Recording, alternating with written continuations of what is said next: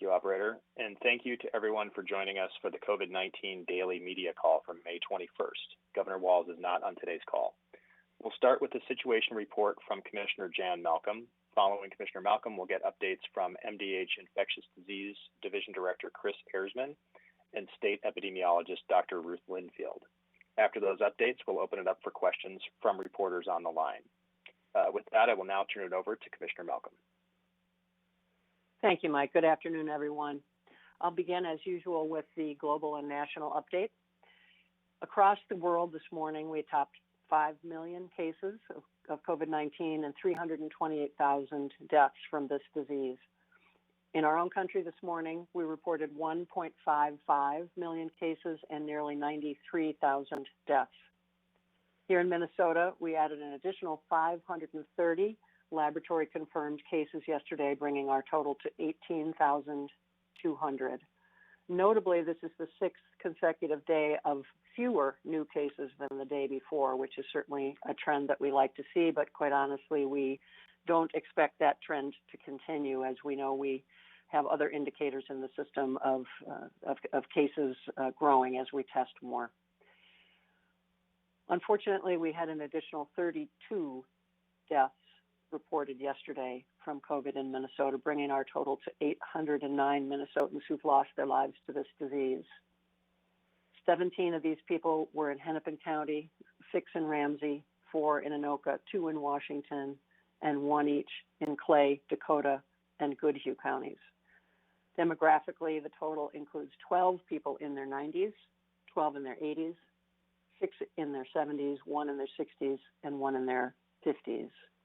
Of these 32 deaths, 28 occurred associated with long-term care facilities. As of today, there are currently 566 patients currently in the hospital, 229 of those in intensive care units. This is a net increase of 16 patients over the prior day, 17 additional in ICU. I'd like to just talk a little bit about the progress that we've been making on the long-term care 5-point plan that we introduced a little over a week ago. We touched on a little bit of this in yesterday's press briefing, but I'd like to just revisit it today. Very significant work has been done to stand up the long-term care plan, which we have been working on actually for quite a bit of time, culminating in our public announcement of the new elements of the plan. We've developed a process to schedule long-term care facilities to have all the testing that is needed. As you recall, one of the key parts of the plan was a new testing protocol so that in any facility with 1 confirmed case or 2 or more symptomatic people, all persons in that facility would be tested, would be offered testing. I need to stress that that is a voluntary process for the residents and staff in those facilities. So scheduling, getting this process in place to schedule facilities to be tested, including all the required logistical support to get the supplies tested and to get the tests processed timely and to get the case investigations started timely is quite a process, but we've made a lot of progress there. So far, we've tested 39 long-term care facilities across the state, which totaled more than 7,000 residents and staff. And looking forward, we have 30 facilities scheduled for testing over the next week. We've rolled out a survey system where facilities can request testing for their facilities, and so far 300 have responded, of which about 127 responded that they already had plans to test on their own. We've been holding weekly webinars for long-term care facilities since March. And on May 14th, we held a special webinar to go over these new testing and guidance plans, which was extremely well attended by over 1,400 people. We also, as you know, have begun a partnership with the National Guard to enlist their assistance to do some of this testing. Guard teams that have been trained have the capacity to help us test up to 2,000 people each day.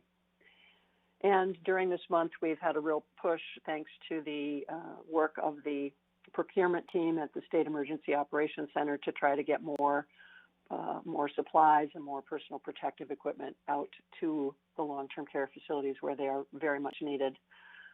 This would be gloves, cloth masks, N95 masks, face masks, and face shields, which are very much needed in the care of COVID-positive patients. We've also been working hard on staffing support. As we've said many a time, we know that the staffing challenges in our long-term care sector have been significant for a long time. This is a truly systemic issue that's been building over years. And the COVID-19 pandemic has just added further stress to an already challenging staffing situation in long-term care. We've built and put into place a volunteer management system that helps connect facilities to healthcare workers near them who have volunteered to be part of a surge force, if you will, in anticipation of staffing shortages. And we're also working to grow the number of staff in that volunteer pool that we can call on to help fill shifts, and also have a contract with the Federal Veterans Administration for additional workers for that surge force as well as clinical staff from the National Guard who can be part of that system. We also finalized and distributed what I think is a really thorough and impressive toolkit for long-term care, which we've gotten some fantastic feedback from the CDC on as well. That this toolkit is extremely thorough, extremely in-depth, with links to many, many resources for long-term care facilities to help strengthen the plans that they have in place. And this has been distributed to more than 2,500 facilities in our state. It's available on the MDH website for anyone to take a look at, and we've certainly been stressing the presence of this resource in our weekly calls with providers. And we are also working more closely with our local public health colleagues to get them in a position to provide even more leadership than they have been to working with the long-term care facilities in their communities, because the local public health folks, frankly, know a great deal more than we do at the state level about the resources that can be tapped locally to support long-term care in these situations. And we want to be sure to fully leverage the skills and the knowledge of our local public health colleagues to make sure that these facilities get the supports that they need before, during, and after testing and beyond. So far, we've provided assistance on infection control measures to over 654 facilities, including how to properly use personal protective equipment and how to prevent, prepare for, and respond to potential outbreaks. And we've also completed all of the infection control related surveys of all of the skilled nursing facilities in the state that we were asked to do earlier this spring as a part of new Centers for Medicare and Medicaid Services guidance. So just a very lot of work going on to implement that long-term care support plan. Just a quick word on our testing status. Yesterday, we had over 6,200 tests processed by all the labs, and we've been averaging over 6,400 tests over the last week. So that's a significant improvement over the last couple of weeks, but not as fast of growth as certainly we are aiming for in the coming weeks. And we're still shooting for that goal of 20,000 tests per week by the 1st of June. So we've got a ways to go, but we have much better line of sight to where the capacity exists within the system, and now we're wanting to do more to, in addition to inviting and asking people with symptoms to come in and get tested. We're also developing more plans to have mobile testing sites in the community, and to be doing some proactive testing of populations, whether or not they have symptoms or feel sick. But if people do feel sick, absolutely we want them to get a test, and before they get a test or after they've been tested, even before they've got results, and certainly if they get positive results, it's so critical that they self-isolate and stay at home, as we have been reinforcing over and over again. Just want to mention again the importance of everybody understanding that COVID-19 is not only a concern for the elderly. Certainly we are all painfully aware of the increased risk that people of advanced age face, as well as people who have underlying medical conditions. But we tend sometimes not to think about, how broad a list those underlying conditions actually are, including high blood pressure, diabetes, asthma, cardiovascular disease, chronic obstructive pulmonary disease, and cancer, as well as things like obesity, smoking, chronic kidney disease. All of these things put people at higher risk for severe illness from COVID-19. So it's that applies to a lot of us when you add up all of those different conditions. So we really just want to reinforce that this is a disease that can be extremely serious in people of all ages, especially so with this pretty broad list of underlying conditions. But we've also certainly seen cases of severe illness and even death in otherwise healthy younger people. So this is a big concern. We just want to make sure that everyone with chronic conditions is keeping on taking their medications as prescribed and continuing to get health care that you need, and to be in touch with your healthcare provider if you have any concerns or questions. We've talked a few times now about the critical importance of people getting the health care that they need and not being afraid to seek health care for conditions that are important to them. And of course, that final message of how important it is, even as we begin to have more places of business open and more opportunities for interaction, how important it is that we still keep in mind those overarching guidances to stay at home when possible, to practice social distancing, to wash our hands, wear a mask in public, to protect all of us, to protect ourselves, our loved ones, and our neighbors, and particularly those 2.5 million Minnesotans who fit into one of these higher risk categories. And with that, I am going to turn it over to Dr. I think actually first to Chris EHRESMANN for some comments. And we do have Dr. LYNFIELD on the line today as well to come back to your serology questions from prior days. But first, I'll turn it to Chris. Thank you, Chris. Thank you, Commissioner.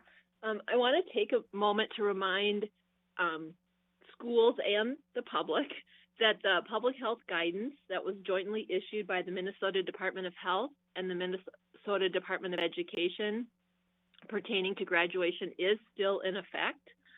Just a reminder that the safest way to observe graduation is for everyone to stay home. Indoor graduations and ceremonies held in outside stadiums and football fields of any size are not considered safe and are not permitted. If your school is considering a ceremony outside of the home, such as a car parade or a parking lot ceremony, attendees need to remain in their cars for the entire ceremony. Governor Walz is starting to turn the social dials on activity. It's important to remember that large in-person gatherings with people from many different households is the last notch on the dial, and unfortunately, we are not there yet. It's not just a simple math problem of how many students can fit on a football field. It's also all the other considerations, the types of interactions participants would have with others, how predictable those interactions are, and the length of the interactions. Graduations are emotional events that can come with unpredictable social behavior. As we have seen with those who have attempted in-person ceremonies, even the best laid plans cannot account for the human reaction of students rushing to hug classmates who they've not seen in a long time. The logistics of the ceremony itself is not the only concern. This week, we've seen an example of a positive case associated with the setup for a ceremony. An individual helping to set up was in close contact with several other staff members over the course of a few hours to prepare a stage where a graduation ceremony was to take place. While the ill individual did not participate in the ceremony itself, the two individuals with whom they had contact did facilitate the ceremony. and the ceremony did involve individuals walking up to receive their diploma. Those two individuals did not yet know that they had been exposed and so were not in quarantine. And so this is just an example of another risk for transmission to a much larger population if procedures are not followed. So just a reminder that as much as we wish that we could be doing graduation, that we still, the guidelines are that is not possible at this time. And we appreciate you keeping that in mind. And with that, I will turn it over to State Epidemiologist Dr. Ruth LYNFIELD. Thank you very much, Chris. So I understand that there have been some questions around serology, and so what I will do is just review some basics, then talk a little bit about some of the studies that we are planning and considering. As we have discussed on prior calls, serology is really a test that is looking at whether someone has developed antibody, a particular component of the immune response to, in this case, SARS-CoV-2. And some of the issues around serology for SARS-CoV-2 are that there are many, many different serological tests out there. Some of them do not have great specificity, and some may not have great sensitivity. And the reason why those are of concern is that you ideally would like to be sure that the result is a true positive or a true negative. And even among those that do have very good specificity, meaning they will pick up SARS-CoV-2 and that they won't cross-react with another virus or cross-react with something else, there is a concern when the prevalence is low that the positive predictive value will not be so good. In other words, someone may have a result that they are positive and they may not be truly positive. As the prevalence increases in a population, the negative predictive value can drop. And so someone could be told have a result that they're negative when they're not truly negative. Sensitivity is being able to detect and pick up the antibody for the thing that you're interested in measuring. As you know, the state is partnering with the University of Minnesota and with the Mayo Clinic, and they have done a lot of work to validate their serological tests, and they do have very good sensitivity and specificity. We are considering a number of studies that would incorporate serology. Some of the things we've discussed in the past, in addition to concerns about positive predictive value, there also is a concern about what does a positive result mean? Do we know enough yet to say that that person is protected from future infection? And we still don't know enough yet about protective immunity. So the way that we are using serology is really to look at how much of the population has been exposed. And we are going to be partnering with Memorial Blood Banks to take a look at the leftover plasma from blood bank donors at different points in time. So we'll take a look at now and then in the fall as well as next spring to get a sense of, amongst that population, what proportion have been exposed. Now, blood bank donors tend to be healthy individuals, and so we also want to do a number of other studies to get at other parts of our population and community.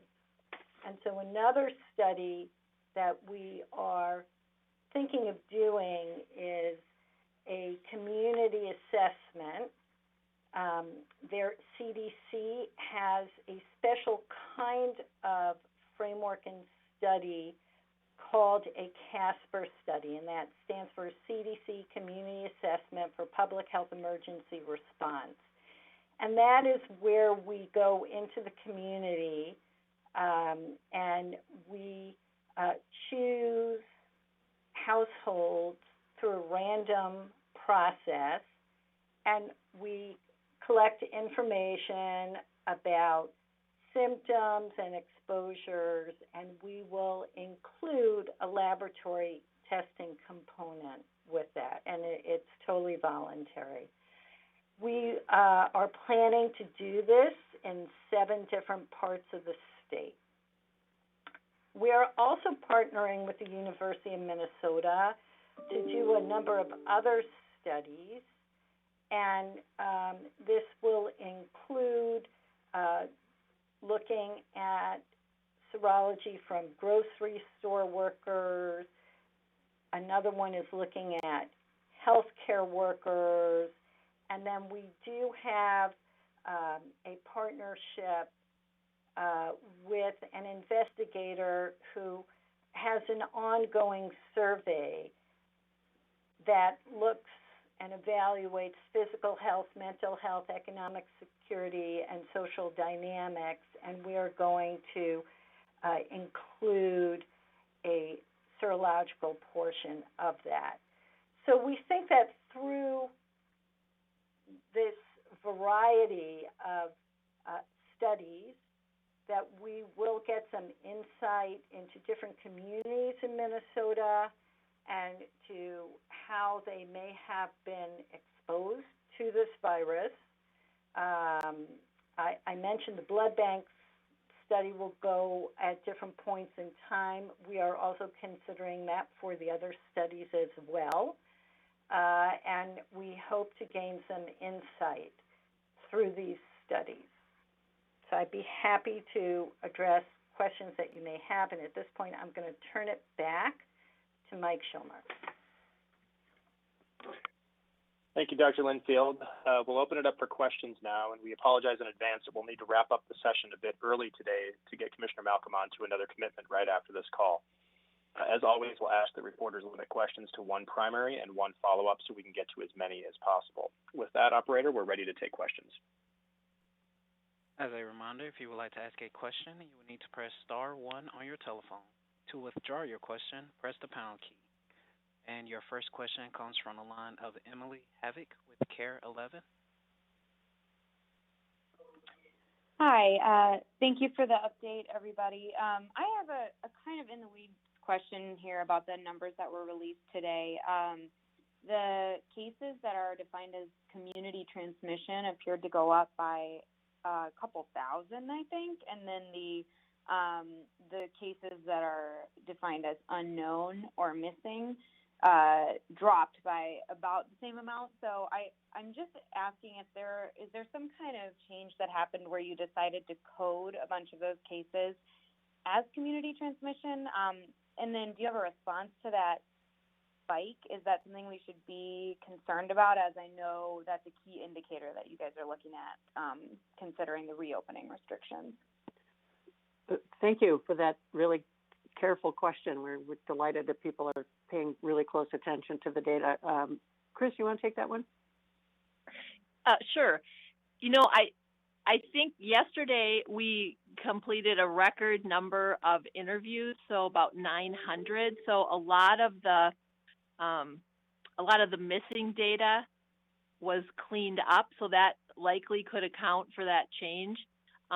Typically, we have to call people sometimes, multiple times before we reach them. And so they may be, some basic demographics will be included for them in our data, but we'll be missing some of the other important information.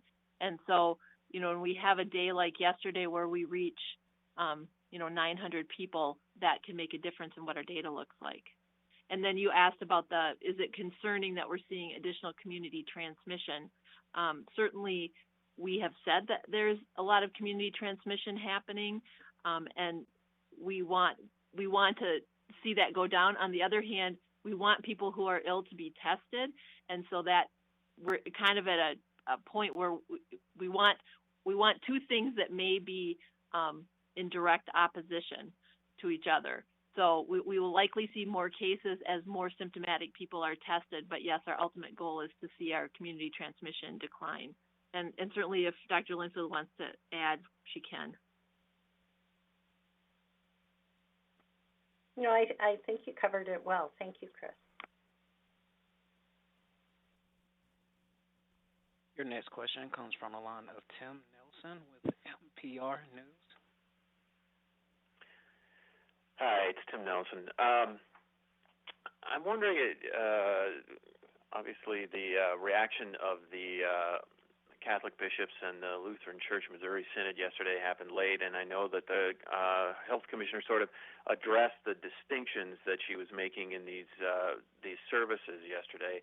But I'm just wondering what your fears of what may happen might be, particularly given the CDC study on the Arkansas outbreak and now the report of a positive case among clergy up in central Minnesota in Annandale.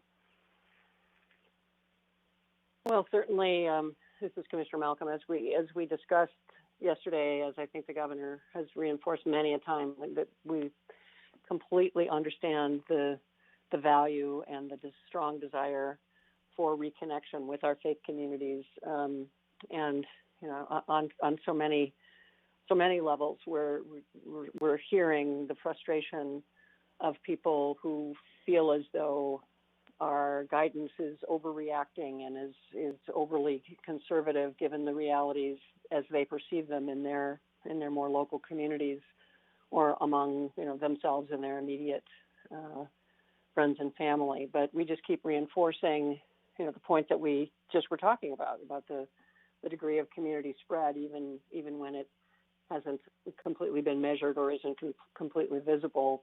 And we just do know that church gatherings or religious gatherings, faith gatherings can pose some special risks just by the nature of who tends to be in the congregations, and certainly the guidance as faith services do become more prevalent, it will be really, really critical that precautions are in place that prevent some of what we know to be the greatest risks. But we just really, in this environment where cases are growing day over day, hospitals are getting more full, we're not at, but still on the way up that curve. I'm not at the peak, but heading toward it. We just continue to stress the value and the importance of doing the things we can do to protect the community from spread, and we appreciate that comes at a great cost and a great disappointment. But I think with respect to the faith community, that there is active conversation, governors in frequent conversation with faith leaders. I think we have a job to do to better explain the basis for our concerns and our reasoning. But I think, just as you said, there have been some very well documented experiences around the country and experiences here in Minnesota in a number of communities where there's been spread that wouldn't have been predicted based on kind of the way we think about this day to day. People don't perceive the risk to be applicable to them and their communities, but in fact it is. So I think I've wandered around a bit there on that answer, but it's all kind of tied together. It's the degree of community spread as well as the specifics of certain settings. So I'd certainly turn to Chris or Ruth if you have anything a little bit more on point about what we know about places of worship as particular site concerns. You know, one thing I'll add that is very personal, but one of the things that has been discussed at the place where I worship is the concern that even if they could open up, their concern is for the members who are in vulnerable groups who would so want to be a part of the community that it would be too much of a pull.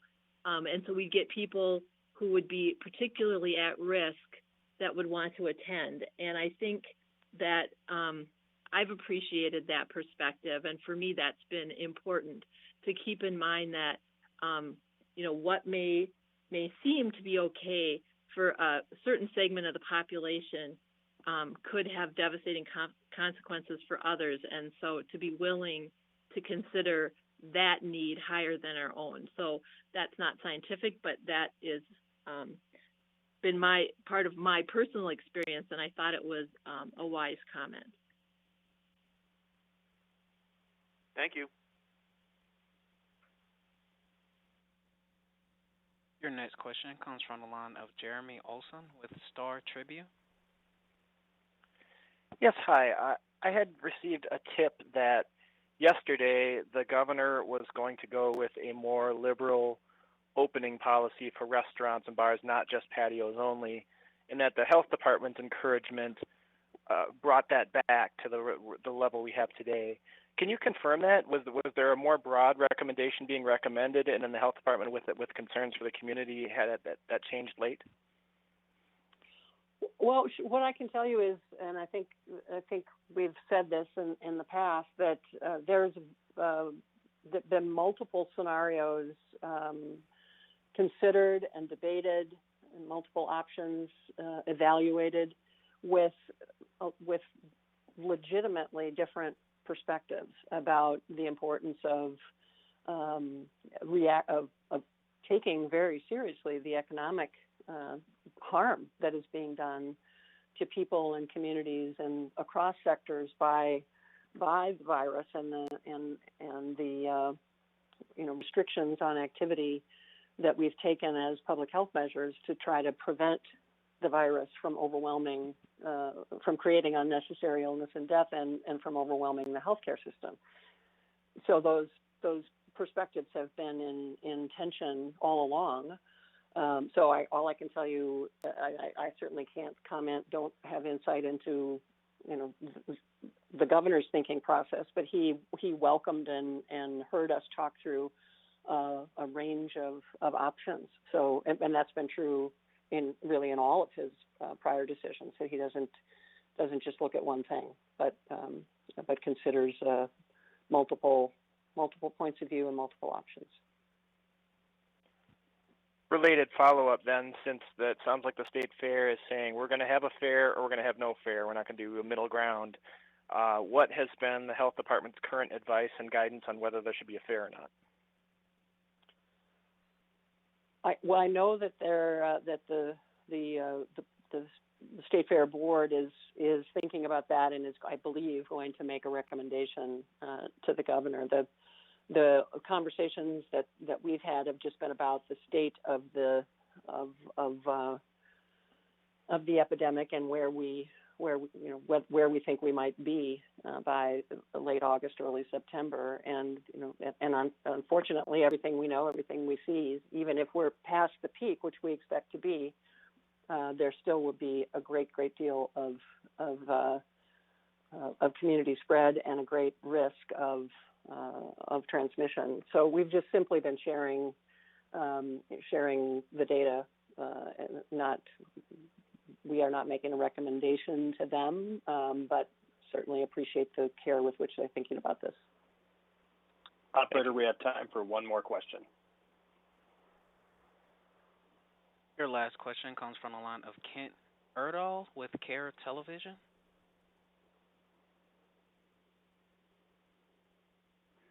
Yes, I kind of wanted to just follow up, first of all, on the the comment about the graduation ceremony, was that in Minnesota? Can you give us any more detail on that? Yes, that was in Minnesota, and that's the level of detail I can provide.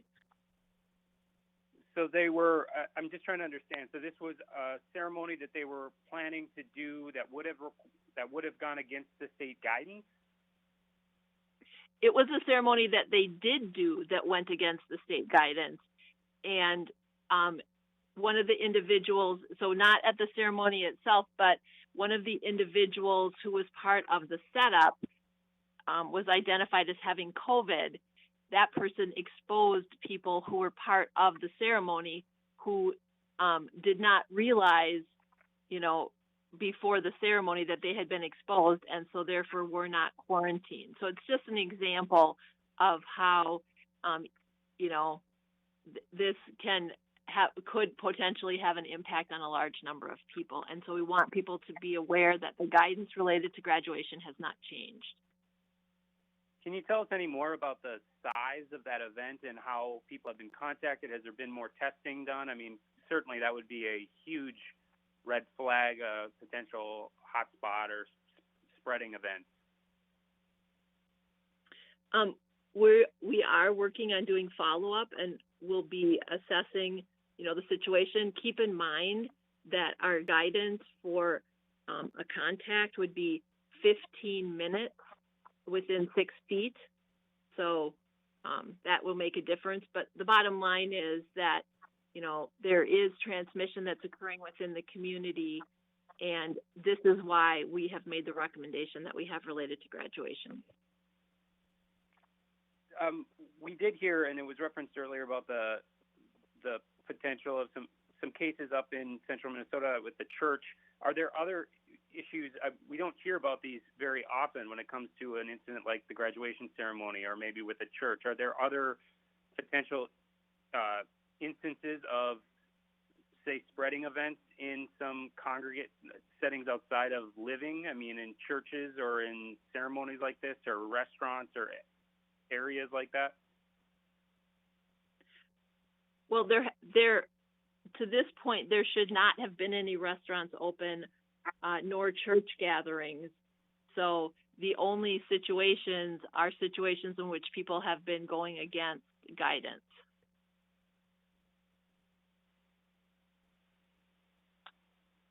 All right, I want to thank everyone. That is all the time we have for today.